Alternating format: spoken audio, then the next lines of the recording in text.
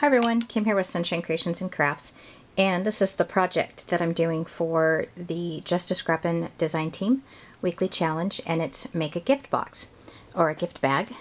This is sort of a gift box bag.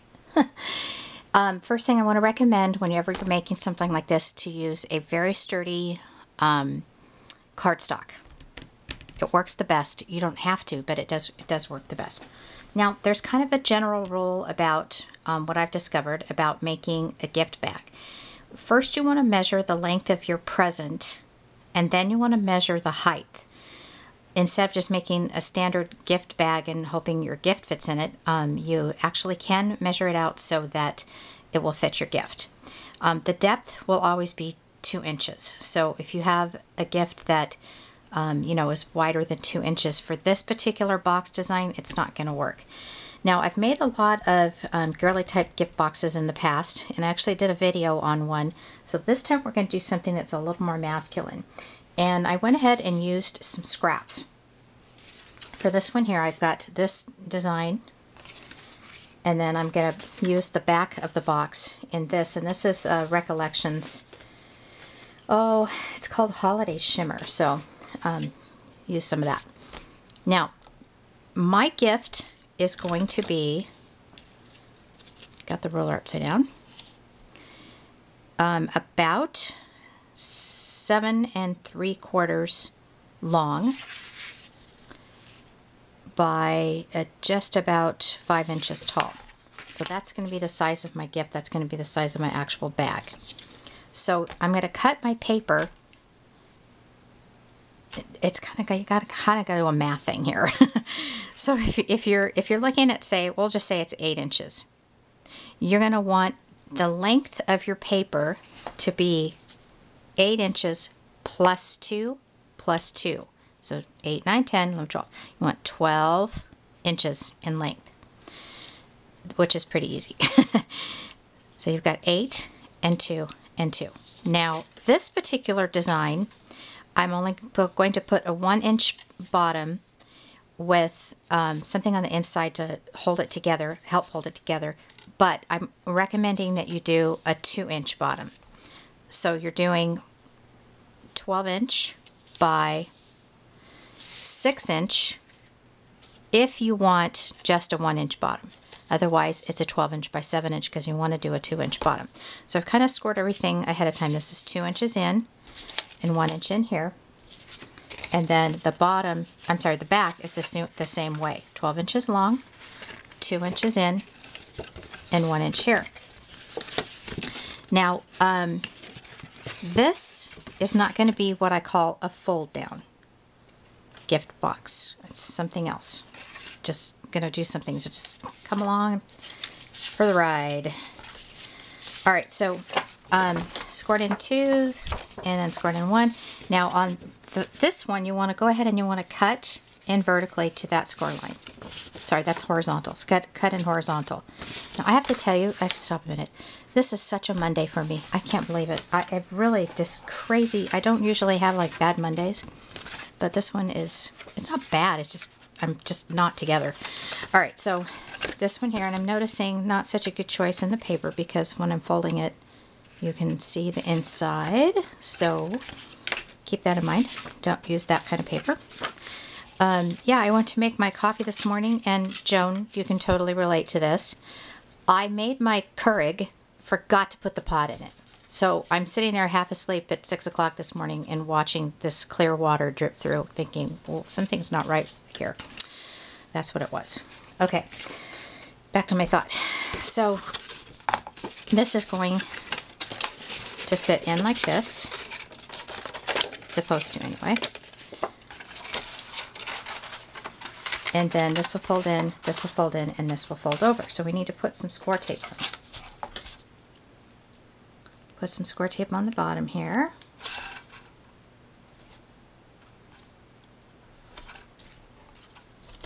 I don't think I mentioned this is American Crafts, not score tape. And let's pick this off.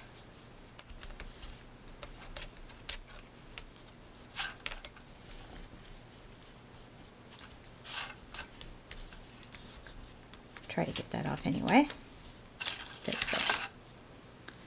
And then we're going to want to put score tape on the edge of this one and score tape on the edge of this one, which I already did. So I'm going to start from the bottom. Actually, I'm going to go to the side to make sure that I'm even Steven.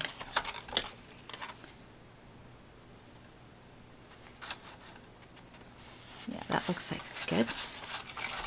Oh, see, there I go. I didn't take the paper off. I know what, that'd be a good excuse to go back to bed, right? Hey, I'm not having a good day. I'm going to go back to bed and start all over again. Okay, I'm going to take this flap and I'm going to fold it in here. You're not going to be able to see it. That's why I'm going to do that there. Now I'm sticking all over the place here. Oh, please laugh with me. Okay, so I'm going to line these score lines up with this. And, oops, I forgot to put this down. Put that in, and that doesn't have any score tape on it. And then I'm more concerned that I want this edge to be even. Okay, and over here on the same side, I'm going to put this in. You know what, I forgot to tell you, when you have this one here, you want to do the cut up this way versus the cut this way. No, truly, if you can go, if you're wanting to like see a decent video on this sort of thing, I actually did one already a week or so ago. So you'll see it put together much better. Oh, now I gotta take this off. And this one, this gift bag is a good size for a book. Or, you know, like a daily planner or something like that. And this actually tore. Do not use this paper for a gift bag. I'm going to finish it up though, just so you can see the whole process. Alright, now because I only cut 1 inch and scored 1 inch and 1 inch, it's not reinforced. So I'm going to take this 8-inch by 2-inch piece of white cardstock. I'm going to put some score tape on it, and I'm going to put it on the inside. You don't want to put score tape down the middle because there's a little bit of an opening.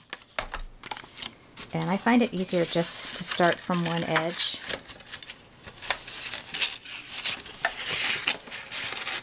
And go down like that. So now you have a little bit of reinforcement.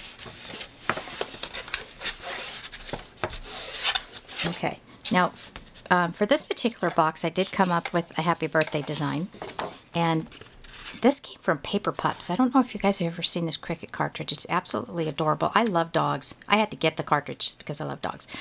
And this is cut at 3 inches, and then I just cut a circle the same. Now since this is ripped, I'm not actually going to be putting this whole box together because I want to use that again. Now instead of folding it over, I decided that I was going to do like a you know, the back side one way and the front side the other. And I just did not score this 2 inches in on this one. So I'm just going to hand score that.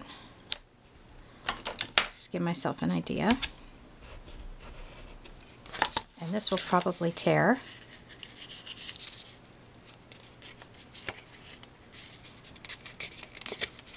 And then we're going to go in 2 inches in here. Okay, so it's official. I'm going to just go back to bed and lay and watch TV with a cup of coffee. And I'm going to get up and I'm going to have a much better day. It's official.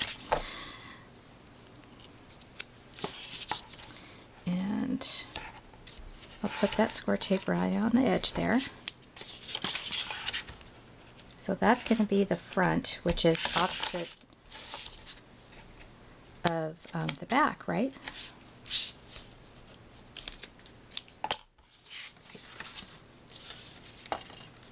This might actually hold the box together.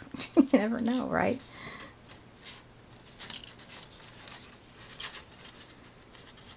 And I did the score lines wrong. It should have been 8 inches all the way across. Oh my goodness, this is just not funny. Okay, so we'll pretend again. Wow.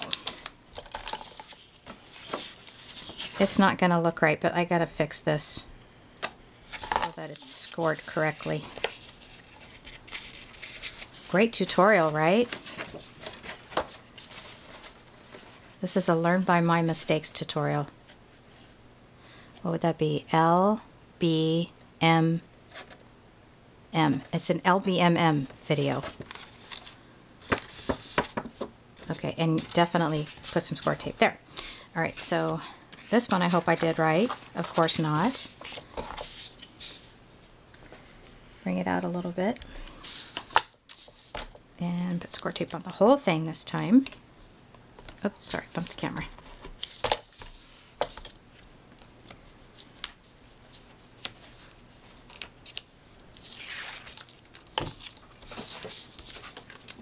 And